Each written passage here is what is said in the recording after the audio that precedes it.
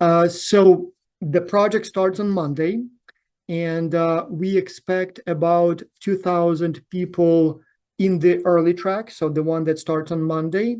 And then because of the difference in academic calendars, we have the so-called early track, so the one that starts on the 29th, and we have the so-called late track. So that's for the universities where the semester starts later.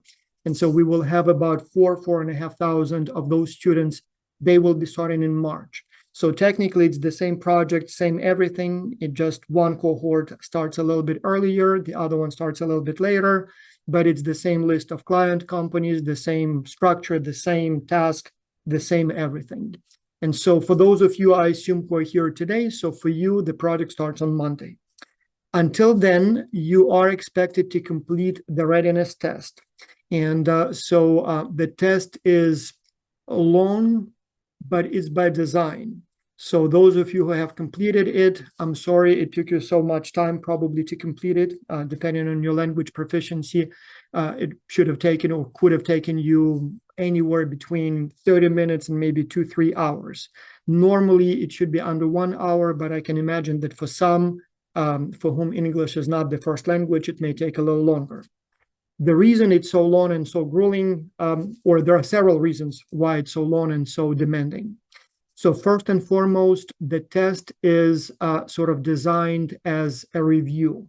So while we are sort of testing you at the same time as you answer those questions, we kind of prompt you to review all of the details of the project as you kind of read the questions and look for the answers. And so this way, even if you came to the test unprepared, by the time you are done with the test, you will have reviewed everything that you need to know for the project. So this is our way to basically prompt you to, in a way, train or review all of the important components of the project. But at the same time, there is also a testing component to it. So X-Culture is a team-based project. And to me, as a project organizer, to the professors, to the coaches, to your team members, it's extremely important that everybody has a good experience. And so because it's a team-based project, if somebody on the team is not prepared, if somebody on the team is not motivated enough, if somebody on the team is not diligent enough, then the whole team is not happy. And if the team is not happy, I am not happy either. So if I were selling you a book, or if I were selling you an online course, I wouldn't care if you read the book after you buy it. I wouldn't care if you do well on the exams after you enroll in the course. It's you and you alone. And as long as you enroll and as long as you pay the fee, I would be happy. With X-Culture, it's a little different. As I said, it's a team-based project. And if you enroll, but you are not fluent enough in English, or you are not diligent enough, not disciplined enough, not motivated enough, then the whole team suffers. And in that case, I would much prefer that you don't participate at all, rather than you enroll and not do your share. And so that's why the test is deliberately designed to be long and demanding, because it not only tests your knowledge, it not only tests your English proficiency, but it also tests whether or not you have the time to go online and do the test. It tests if you have enough motivation and discipline to sit down and spend 1 hour or so actually doing the test. If you don't have that time, if you are not able to do it, if you're not interested to do it, chances are you are not also interested, able to come to team meetings. You're not interested to write your part of the report. You're not interested to communicate and collaborate with your team members. And if so, we would not like you to participate in the project. And so, as I said, the project and the test is designed deliberately to be sort of long, to make sure that your team members are sort of, available, interested, disciplined, have the necessary sort of time and stamina and, and motivation to do well. And so you don't want to have someone on your team who is not like that. And so the test is sort of designed to weed out those people. So it's more about your dedication, availability, interest, or it's as much as about your dedication, availability, interest, as about your English proficiency, as about your knowledge and skills and cognitive abilities. So everybody needs to do the test. But once you do the test, you will receive an email that says you've passed, congratulations, and then you just wait until Monday to receive the names of your team members. A few people, so usually about 5%, maybe 7% fail the test. And when that happens, we do give you the second chance. You can do it one more time. But if you fail again, then usually we say, well, sorry, you either lack the knowledge or skills or language fluency or discipline and diligence, and maybe you should try again next semester. So therefore, we take it very seriously because, again, your participation affects the experience of the rest of your team. And so if you slack out, if you are not doing your work, everybody suffers, and in that case, we're not happy. But yes, provided that you pass the test, and most of you will pass the test on the first try, on Monday, towards the end of the day, depending on where you are. So we form teams sort of in the middle of my time, so New York time. By that time, it would be late evening in Europe, in Asia, sort of late afternoon in Europe, and morning in the United States, Canada, Latin America. So around that time, you will receive an email with the list of your team members. And so you will have the names and email addresses. And so your first task will be to communicate or contact your team members by email. And then you can decide how you want to communicate from that point on. So most teams would you create a WhatsApp group or Zoom meetings, or maybe Facebook group, or they will use likely like Google Docs for co-editing the file, maybe Dropbox, maybe Slack. All of those are good. I highly recommend that you do it. We've done a lot of research, and we see that when teams use more advanced communication tools, especially when they have meetings from time to time with sort of video and audio, the teams have better experience. Some teams will stick with email only, and that's fine. Many of them still will do well, but it's not a bad idea to have at least occasional live meetings with video, audio. It may be difficult to schedule those. You all will be in different time zones, but I encourage that you do it at least at some point. And yeah, from that point on, all you have to do once the team is formed, look at the list of the client companies, find the one or decide on the one that you like most that will be your client, and basically follow the instructions. So by now, you probably all have seen the resource page for your project. So this is right here, X-Cuture /2024-1A. And so here you have some training materials, nothing super complicated. Here is your schedule. So each week there is a deliverable, there is something you need to do. And so each week, usually around Wednesday, you will receive an email with your performance review from the last week and a link to your next week's progress survey, progress report. And so it will say something like, hey, John, good job last week. We did peer evaluations, and this is what you received from your team members. You seem to be doing well.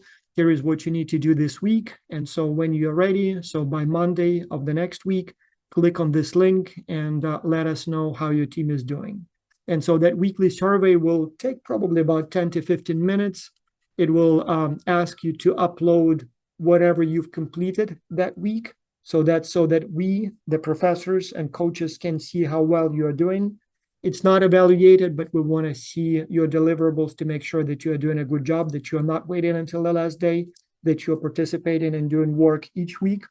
But then there will be also peer evaluations. So we will say, John, here is your team members list. Can you tell us if each of your team members are working hard? And again, most of the time, everybody is working hard.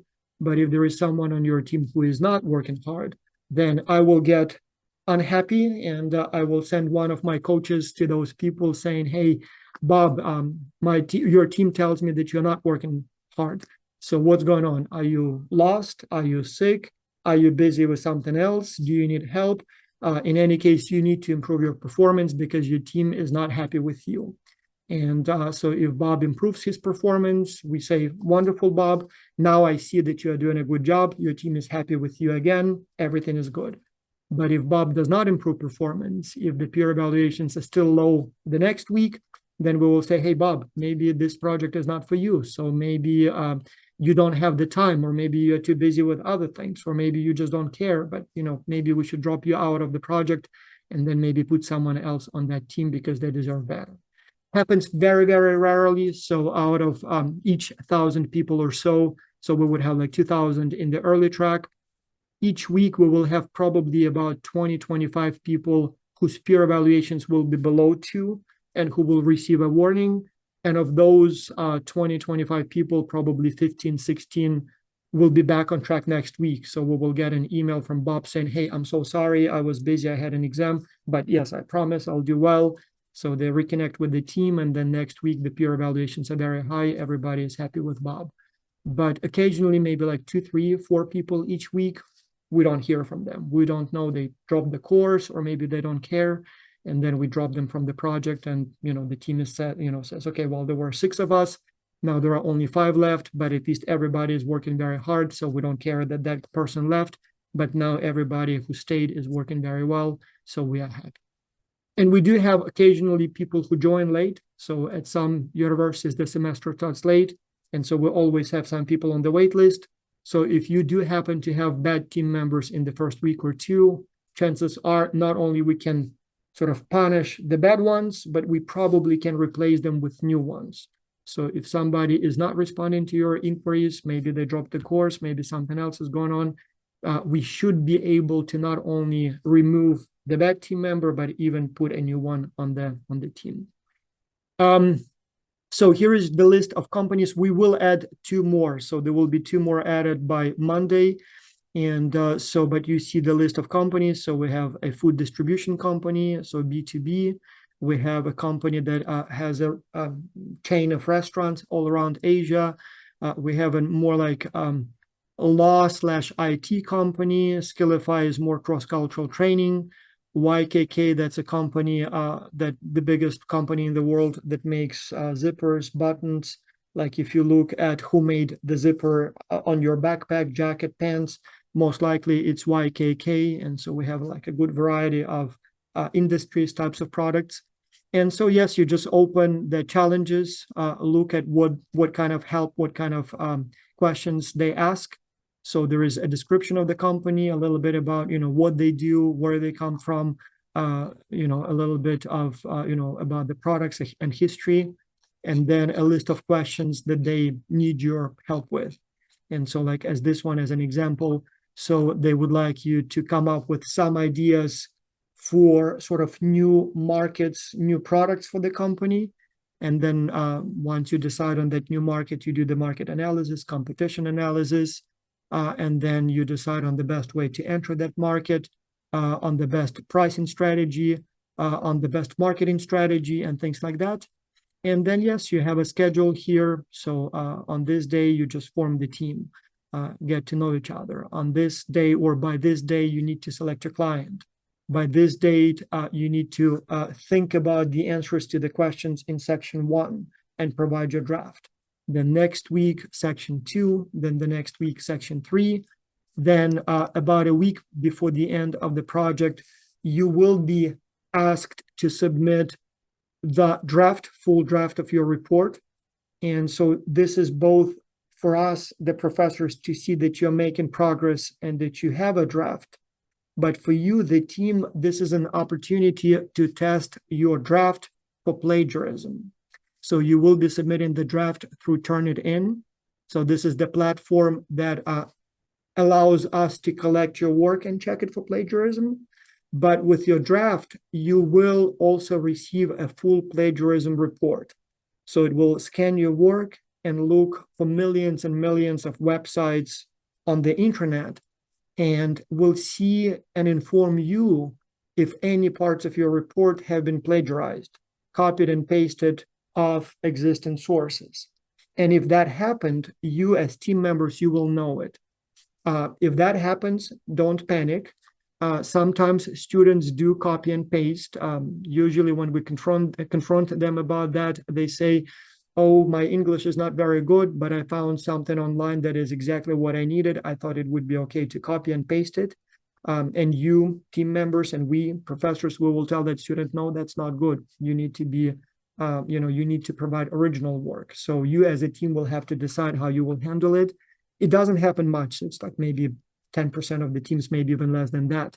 So, but if that happens, you will then either tell the team member, no, that's not good enough. You need to rewrite your section, or maybe as a team altogether, we will rewrite it. So, but you will be informed about it. You will receive the plagiarism report. You will see which specifically sections have been plagiarized and where that information came from. And you will have a week before the final submission so you can fix that problem.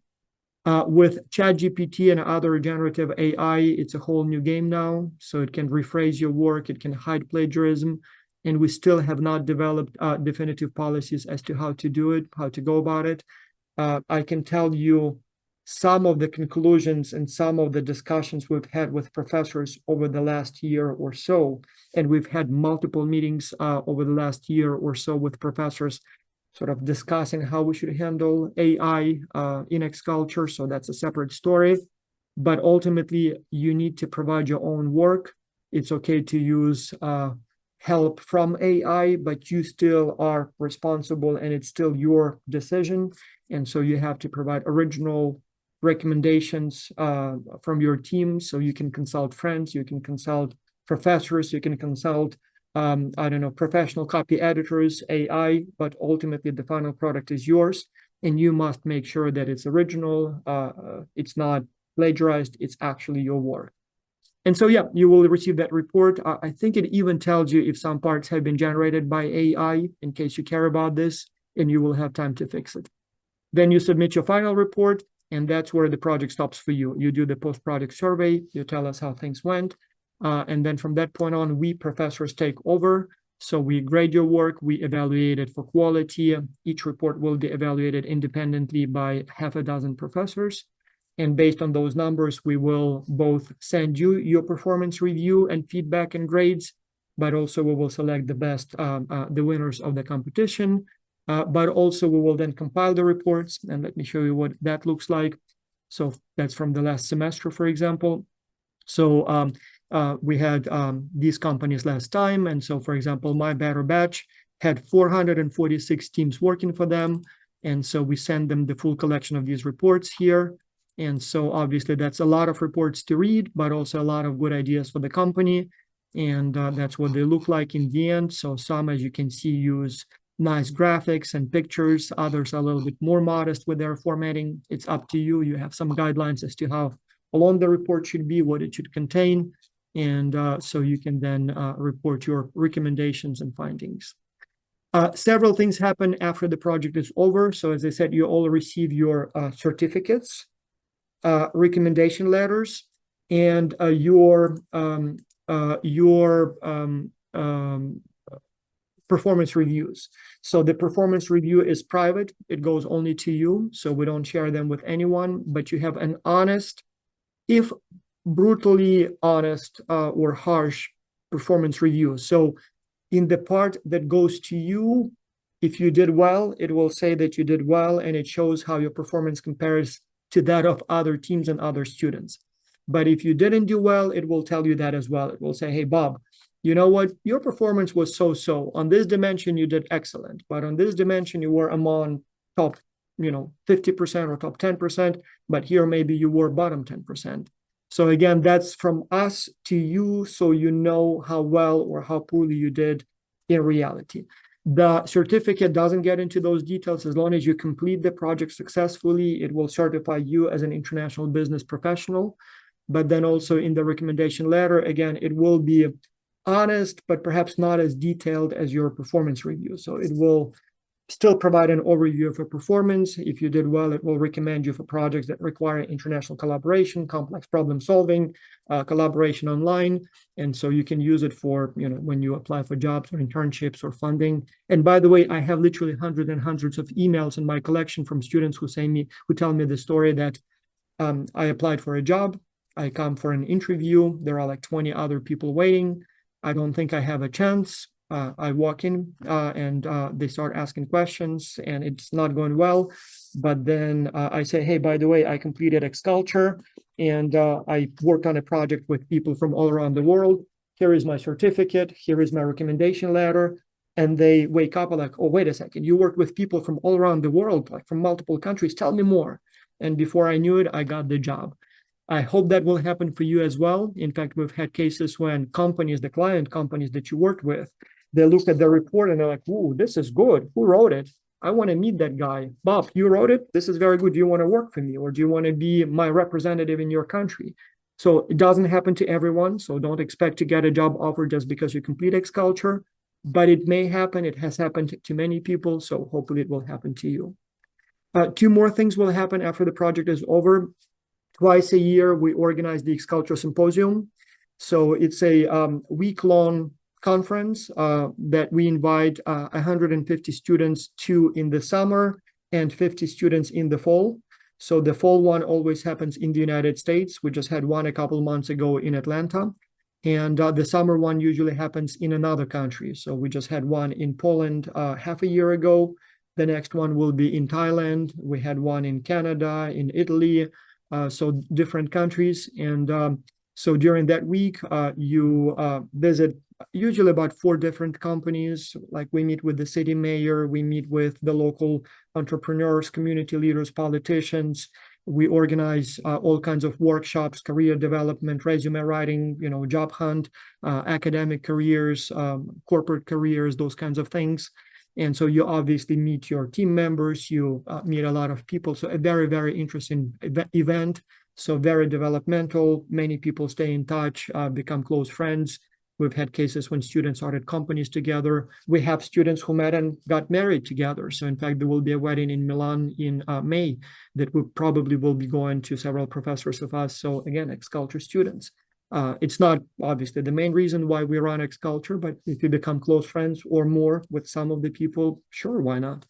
So another thing that we also offer you after you complete the project, the coaching program. So we've had many students who have completed the project 1 time, 2 times, 3 times, and when some people did it 4 times, we thought, you know what, maybe we should give them something else. And so we created what we call the coaching program. So that's where the former participants receive additional training in things like how to provide effective feedback, how to resolve cross-cultural conflicts, how to prepare educational training webinars, training modules and things like that. And so usually about 500 people or so apply, and they have to complete training. They have to complete 4 tests. And so if they complete all 16 modules and pass all 4 tests, then they become coaches. And so this semester we have 50 of those. So that's the former best participants who completed additional training and qualified to be coaches. So they will be helping you. But if you do a good job, you can become a coach next semester. And so that's a very good experience.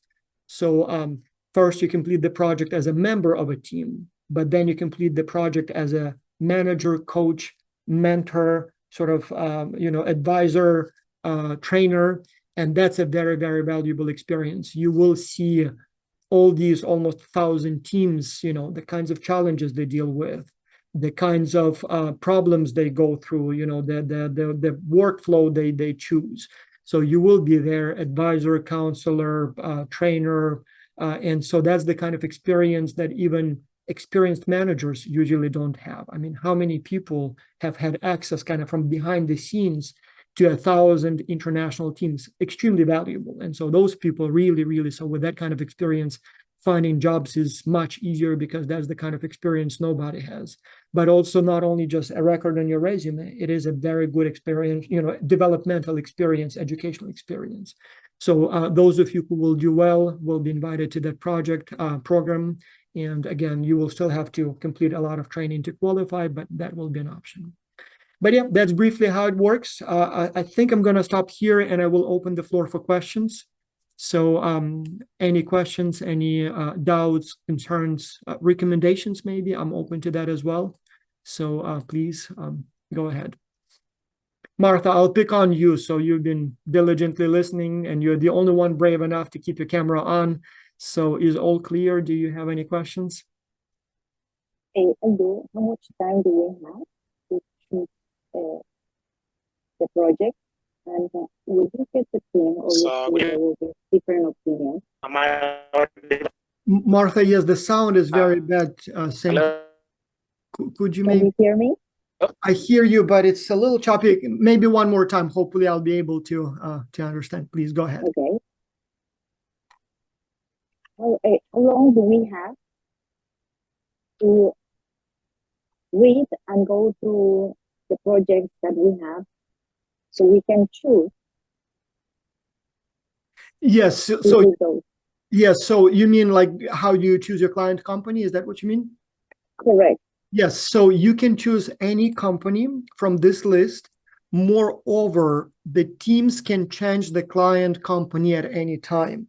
So let's say you select Master Media first, but then, I don't know, you start working on it, but then you look at, for example, Moss Foods or Loyo, and you have a brilliant idea and you think, oh, this is genius. I mean, this will be that's the secret sauce that will make this company a global leader. And so you decide to switch your company, you can do that. You can change the company at any time. Usually, once the team selects the client company, they don't change it. But if you decide to, no problem at all. Every single week in the weekly survey, we will ask you which company, which client, which challenge are you working on? And all you need to do is just tell us which one it is that week. So if this week it's YKK and next week you decide to switch to Mouse Foods, for example, no problem at all. You can do it. And yeah, you basically, you review the challenges, you see what the company is like, what kind of help they need. And I guess you can select it based either on which one you find most interesting, or maybe that's the one that the industry you want to work in, or maybe that's the one where you think you can help most, whichever the decision. But the challenge here is that there are several people on the team, 5 or 6 people on the team, or even 7 for some teams. And as a team, you have to decide together. In fact, that's one of your sort of experiential components of the project, you negotiating and selecting the team. There will be some people who will want to work on company A, some will want to work on company B, some will work on company C, and it may be a somewhat contentious experience as you're trying to decide, and maybe even you will have some sort of an argument or even a conflict. But again, remember, X-Culture is all about experiencing for firsthand the challenges of international teamwork, international collaboration. And in a way, we want you to be in situations where you have to negotiate, you have to argue, maybe even have a conflict once in a while. So hopefully you will be able to work it out as a team, and hopefully you will be able to find that solution. So, but yes, your first task will be to decide collectively which of the client companies you want to work on. So yeah, and as I said, any of them is fine. Usually the distribution is more or less equal in terms of the number of teams per company, but some companies will be more popular than others. The companies that have sort of more understandable products tend to get more teams. Like if it's food or if it's clothing, those tend to be a little bit more popular. If it's something more specialized, like for example, cross-cultural training, or maybe a food distribution, like B2B model, not as, sort of knowledgeable, known. So, but that's fine. So usually each client has like 50 teams to 100 or a couple hundred. One thing I will tell you though, we will inform you which or how many teams have selected each of the company. And while it shouldn't be a big factor, but it's sort of in your interest as a team to select the least popular client. And the reason for that is that we select the winners per client. So there will be one team for each company that will be the winner. And again, being the winner doesn't really make a huge difference. You will receive a separate certificate that says that you won the competition, and the members of the winning teams will be automatically invited to the X-Culture Symposium and the coaching program. Usually we invite about top 20% of the teams and students, but if you win, you are guaranteed to be invited. So from that perspective, you want to win the competition. If you don't win, not a big deal, but if you win, I guess that's a good thing. But the least popular your client is, the fewer competition, the less competition you have. So if you happen to choose a company that has only one team working on it, never happens. But if it did, I guess you would automatically win. And if you select a client that has like 300 teams working on the challenge, then you have 299 competitors. But that's not a big factor. So go by the company that you like most, and Usually, as I said, the distribution is more or less equal. So we have about 1,000 companies. We always try to limit the number of companies to about 5. Somehow we always before ended with like 10 to 15. This time it looks like we'll have about 7. So as I said, we will add a couple more. So it will be a little bit more manageable for us. Because it is very difficult to manage a large number of companies, the webinars, the different tasks. So it's very demanding. But in any case, you have a choice and you can choose any of these companies. And once you choose it, you just work on it. All right. Any other questions? There are 2 issues that I want to comment. Yes. Oh, go ahead. Go ahead, please, Anthony. Yeah, thanks. Yeah. Thank you for giving us this opportunity on behalf of everybody, inviting us to X-Cuture. Okay, I have a question and a comment. Okay, the first question will be a comment. The situation whereby you can see that we have companies on as resources, yeah. But I'm seeing there's we are not able to. Okay, we are seeing a lot of presentation in terms of PDFs and so on. But are we able to access those PDFs? Then number 2, of course, in some of those companies, we see that we have some kind of proposals and so on, which are good. But being a competition and so on, I could have suggested that it's good that if a company can put to specify, for instance, a budget, you say that you're working on this particular budget. If the budget can be spread in, for instance, in terms of annually, but quarterly, I can say that a company can say that, okay, we are spending this kind of amount. We are ready to spend this kind of amount in a particular annually or quarterly and so on. Okay, that will be helpful, especially if you can be able to come up with a suggestion at the company in terms of funding and so on, and be able to say this is not workable and so on. So I think those were some of the 2 comments that I had. Yeah.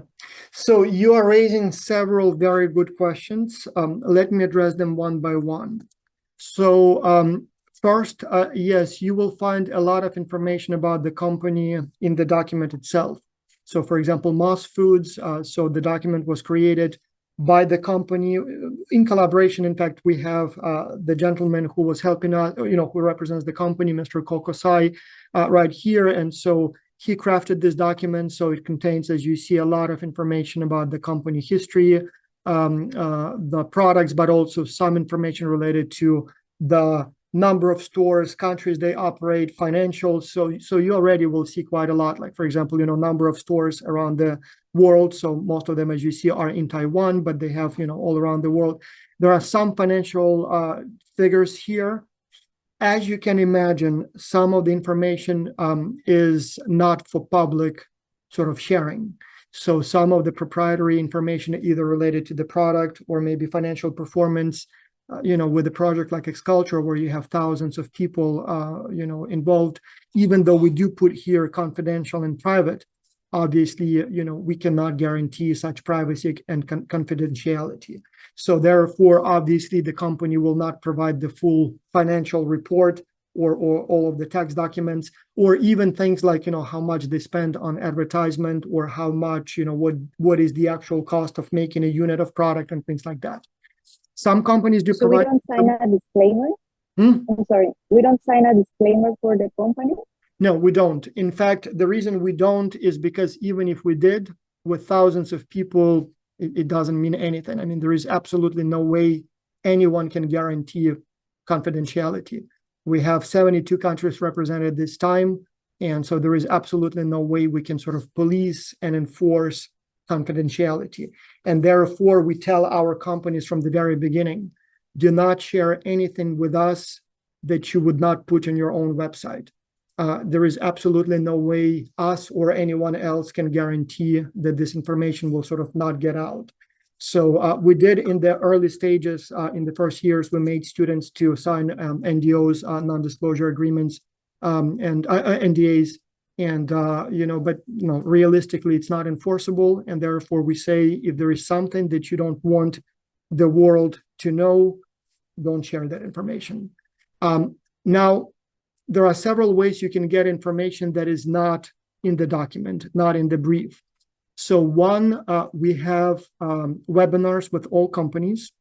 And so we already held some and we will hold more, where you will have a meeting with the company representatives, founders, managers, and you can ask additional questions.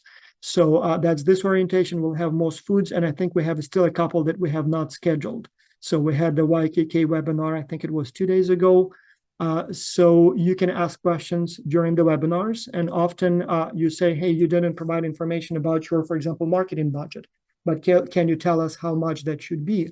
And they say, oh, sure, we didn't think about it, but yes, that's how much we normally spend, or we don't have a specific budget. You tell us what you think we should do, and we will find the money for that. Or you give us the budget that you think we should spend and provide justification. We will assess it, and then we'll decide if that's how much we want to spend. Second, you can ask questions during the project. So you send somewhere here, it says on most of them. If you have questions, yes, if you have questions, please direct them to admin@xculture.org. Most of the questions teams ask again and again and again and again. And so we do not provide the contacts of the company representatives, because if we did, with 7,000 students, they would be getting an email or a phone call every 5 minutes. And that did happen in the early years of the project. So some companies foolishly said, well, and if you have questions, contact John Smith at this number. And then John Smith for the whole semester gets phone calls from all around the world every 20 minutes. Hi, I'm a student, team 265, Ghana or Ukraine or the United States. I have a question. And so these are busy executives that don't have time to answer each question one by one 100 times. And sometimes it's literally 100 times the same question. So what we do is my assistant at this email address compiles the questions and creates what we call the frequently asked questions database. And this is what it looks like. Let me show you. So if you go, for example, to Skillify, as an example, FAQ. So once we receive the question, it's added to the database. And so this way, when the next team asks the same question, my assistant just copy pastes and sends you the answer. But at the same time, you do have access to these FAQs right here. So when you go to the challenges, you have FAQ. So you click on the link, it will open the question. And so this one, it's a new company, so no questions so far. But as questions accumulate, chances are whatever question you have, somebody asked it before. And if so, it will be in that FAQ database. But if it's a new question, so occasionally we do get new questions, we will then reach out to the company and say, Mr. Kosai or Mr. Smith, here is a new question. We don't know the answer. We didn't touch upon it in the document or in the webinar.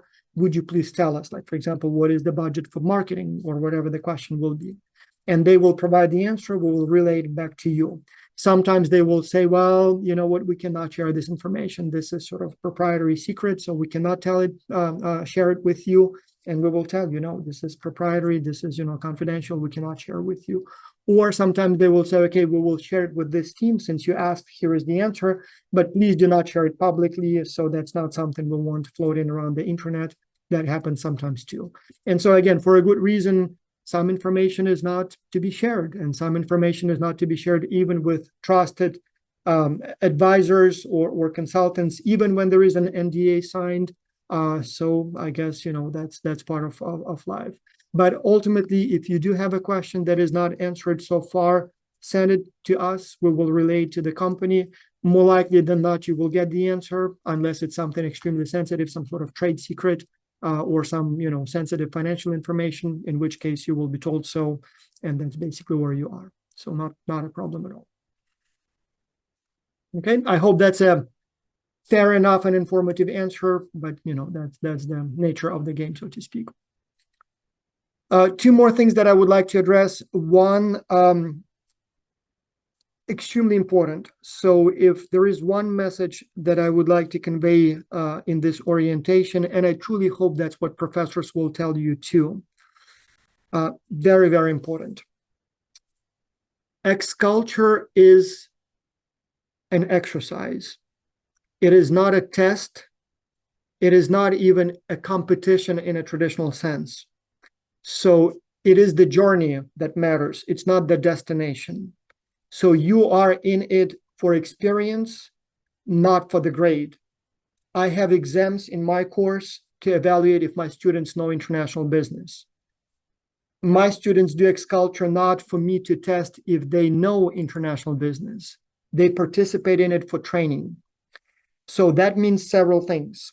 One, to me as a professor, I don't care about your final project per se. I mean, I want you to write as good a project as possible, as good a report as possible. But I will give my students full grade as long as I see that they kind of walked the walk, as long as I see that they participated, that they interacted with the team members, that they tried their best. Even if they finished the project with enemies on 6 continents, as long as I see they tried, they experienced cross-cultural collaboration, they learned something in the process, they will get full grade. And vice versa, equally important, vice versa. I don't care that you're smart. I don't care that you're creative. I don't care that you can write that report alone and win the competition. It's not about your knowledge. It's not about your creativity. It's not about your writing skills. It's about you producing that report in collaboration with your team. So if your team is not good, if you have someone on your team who is not participating, if you have someone on your team who plagiarized his or her part of the report, it's okay. In fact, it's good because it will happen again. So the goal of X-Culture is to give you a preview of what it is like to work with people from other cultures. And as you will do projects in teams as part of your future job, you will always have someone who is too bossy, too shy, too dishonest, too lazy, whatever that might be. You will always have those problems. And as you experience them now, it prepares you for those challenges. You will know what to expect. You will test now and see what works, what doesn't, so you know how to react to those challenges. So it's all about this experience. So when my students come to me and say, Professor, I have this bad student from whatever country and he's not working, I always tell them, I'm kind of sorry for you, but I'm not, because it will happen again, and I'm glad that you experience it. The worst and the biggest error and problem that the professor can do, when you come to the professor and tell them, Professor, I hate it because I have one student on my team who didn't do their work. Some professors mistakenly, counterproductively tell their students, oh, poor you, I'm so sorry for you. Oh, you deserve a better team. Let me go and talk to Vas. Let me tell him that he needs to punish that bad student and maybe because you're such a good student, you deserve a better team. No, I will not do anything about it. I will not, I mean, we will kick out that student out of the project eventually. But as I said, it's not a trip to Disneyland where you have a good experience. It's not about you enjoying it. It's about you having a realistic preview of the challenges of working with people from other cultures. It's about the experience. And problems will happen for you, but more importantly, they will happen every time you participate in the team. So when things go wrong, and they will go wrong, as I said, you will have someone who is never speaks up because they're too shy, or maybe speaks all the time, doesn't let you to speak. Maybe it's cultural difference. Maybe, as I said, they have a national holiday and it's a deadline, but they are celebrating instead of working on the project. Maybe their English is not good enough. Maybe they don't know how to write. Maybe they don't know how to do research. It's all good. In fact, it's excellent because, as I said, you will always have people like that. It will never be an easy sort of, walk in the park where everyone loves one another and works hard. So keep in mind that it's not a test, it's not an exercise, it's an experience. And so don't give me all that stuff that, for me it's 40% and for him it's only 20% and he doesn't care because, no, for you, the grade depends on your effort.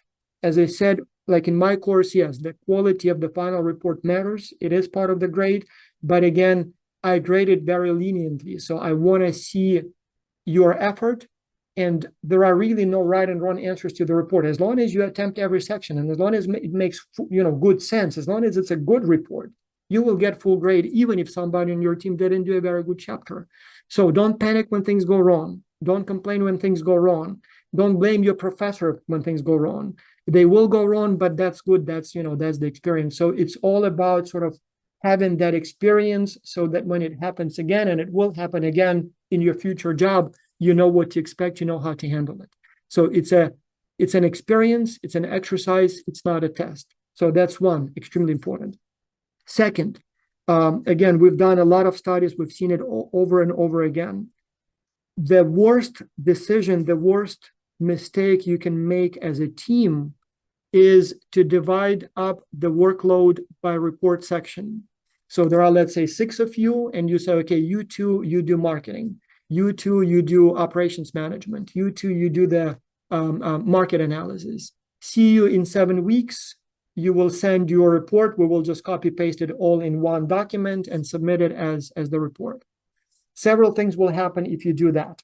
One of those people will not do a good job. In fact, it's possible that one of those people will not do anything.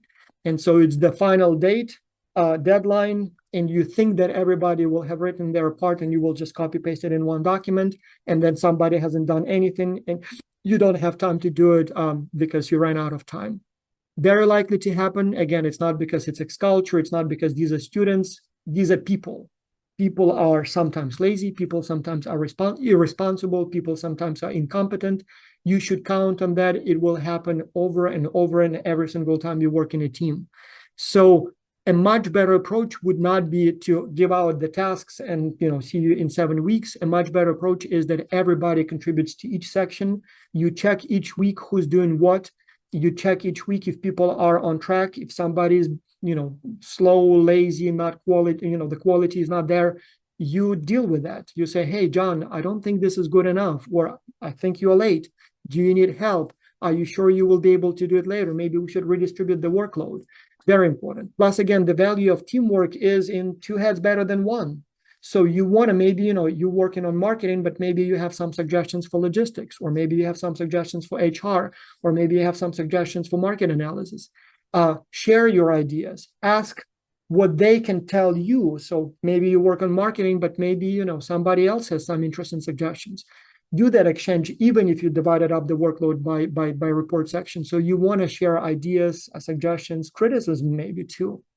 Even better, it might be to divide the workload by function. So if you're a native speaker, English, you're a good writer, maybe you shouldn't be responsible for a section. Maybe you should be responsible for copy, edit in the whole document. Maybe you are in Europe, centrally located in terms of time zones. Maybe you should be the team coordinator. Maybe your job should be to distribute the tasks, to talk to everyone, make sure that everyone is on track. So maybe you shouldn't be writing at all. Maybe you should be coordinating the team. Maybe somebody is not very good with English. Maybe somebody is not very good, at writing. Maybe you then do research. You find sources, you find data, you find whatever you can find on the internet, and you give it to the rest of the team members. So whatever the distribution of the workload is, it doesn't have to be by report section. It could be by function. Somebody becomes coordinator, somebody becomes copy editor, somebody becomes researcher, somebody becomes whatever other functions might be. So definitely that way you will be both having more international sort of interactions, better experience, but also the quality of the product might be better. Finally, AI. ChatGPT. I'm a huge fan. I use it extensively. I would call myself a power user. In fact, if you go to my social media, you'll see a bunch of videos and tutorials I create on how to use it. So a topic that is very dear to my heart. And so we've had a bunch of meetings with professors in Warsaw at the AAB conference, in Boston at the AAM conference, in Seoul in South Korea just a few days ago at the AAB board meeting. We talked a lot about the use of AI. I have a collection of about 150 by now statements of AI or on AI use from different universities, X-Culture universities, but also from some other colleagues. Here's what we know so far. 1, AI content, AI-generated content is not detectable. So we tested about 50 different tools that claim that they can detect AI-generated content. No, they can't. So they can't. We tested it with, I would write something, feed it to that tool, and, it estimates how much, how likely it is that it was AI. We had some AI-generated content. No, it's not reliable. I mean, they seem to be okay, but no, often they are just simply wrong. So it is not detectable reliably. It's not policeable. It's not enforceable. So there is no way we can know if it was AI or not, unfortunately. With that, so we know that we cannot sort of directly punish students for using AI because we simply don't know if it was AI or not. So More professors, ethics, right? was that? It's more the ethics and the character. Yes, yeah. Now, in terms of what to do about it, so there are two extremes and anything in between. So we have some professors who say that we should forbid, ban the use of AI. We should make students to sign some sort of a promissory note, promise, I will not use AI, and we should punish them if we detect that they use AI. And sometimes we literally get an email from a student who says, I know my team member asked GPT to write this section, so we kind of have proof. So some professors say, ban it, punish for using it. We have other extreme professors, and I will be honest, I am with them. I believe, and many other professors believe, that not only we should allow the use of AI, we should make it mandatory. We should tell you that you must use AI, and we should train you how to use it. And we should say, okay, for every single question, go to ChatGPT, go to Bard, go to Perplexity, go to Copilot, and ask them what they think. Like, for example, what is the best new market for this company? Well, ask them what they think. And even tell me, so this is what AI told me, this is what I think. Based on all of the information available, this is what my final decision is. So I know that's too much, and most professors don't like that either. But I think, if you cannot enforce it, and I know that most probably will use it, why not teach everyone how to use it? Or, for example, so my job is to ensure that not only you as students have a good experience, but also that the clients get good quality input. And so I know that both the quality of decisions will be better if you consult, not outsource to AI your work, but consult AI and then do the work yourself using the input. You will produce better quality, so the clients will be happier. Likewise, I know many of you are not native speakers, and many of you may be native speakers of English, but not good writers. I don't see a problem with you, once you write your report, submitting it to AI and saying, do the proofreading, check my grammar, correct my errors. Why not? In fact, professors are often encouraged to send their work to professional copy editors, pay them money so that they correct my mistakes, my errors, my typos, my poor grammar. I don't see a problem with that. When I read, I will have to read a lot of your reports. I don't want to read reports where I cannot decipher your sentences, where I see a lot of typos. I want to see nice, clean, understandable text. So I not only would allow my students to use AI for proofreading, I encourage you to use it. Don't send me your crappy writing. Ask AI to correct your mistakes. I want to have nice, readable, clean report. Second, or third, I guess, AI is very good at criticizing your work. In fact, that's what I do all the time. I submit my paper and I say, criticize it. And it does a pretty good job criticizing my report. It says, well, your introduction is very vague. I still didn't understand what you were trying to say. Your supporting argument for this point is not very good. Your literature review misses some of the more recent references. Did you think about that? Did you think about that? So it doesn't give me the answers, but it points out my mistakes. I want to know it. I then take that feedback and I improve my work. Why not? So I do encourage my students, once you have a draft, send it to AI, ask it to criticize it. It will give you honest, good, critical feedback. And again, you use it to improve your work. I don't see a problem with that. So again, some professors may have a problem with that, some not. We don't have a policy, but ultimately, I guess it's up to you how you use it. But I completely agree here with Martha, who said it's ethics. So you know what ethical is and what is not ethical. So if you tell the GPT, here is the question, write the answer for me, and you don't even read it, which, by the way, has happened before. We had submissions where it literally contains the text as an AI generative model. I cannot, we know that they copy pasted it from ChatGPT without even removing that, leading text. I mean, come on, guys, you at least have to read it. Now, that's not only unethical, it's just stupid. So, but at the same time, so yeah, that, if you use AI instead of your own brain, not good. But if you use AI as your trusted critic, as your trusted assistant, as your trusted sort of research advisor, why not? So you know what's right, what's wrong. So use all available tools, but use them ethically. So same thing, for example, with, copy paste and stuff. I mean, it's okay to go to Wikipedia and read about the company.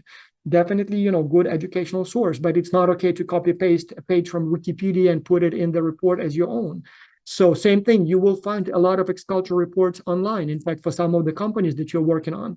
So students share it. In fact, I was very surprised first when I saw like students create depositories, they share those reports, and we do share the best reports. You know, if you go to the X-Culture website, you will see the collection of the winning reports. It is okay. In fact, it's encouraged that you go and read them, you learn from them, you try to do your best, you know, you try to make it so that, you know, you look what a good report looks like. But it's not okay to steal their ideas or copy paste the materials they have. You kind of know it. So yes, I agree with Martha. Ethics is the key word, and, you know, be ethical. Use all available sources, but use them ethically, responsibly, and remember that ultimately it has to be your decision, your work. So whichever input you use. So I think we are pretty much out of time. Any other questions? Martha, maybe you have some comments, observations, suggestions. I don't know. You seem to have some. So, all right. Well, then No, I'm good. Thank you. Yes. Then let's stop here. So hopefully this was informative. And as I said, I truly hope that you will have a good experience. About 92-93% in a given semester give us at the end of the project, when we ask you how much you liked it, how useful it was, about 92-93% say excellent, the best project ever.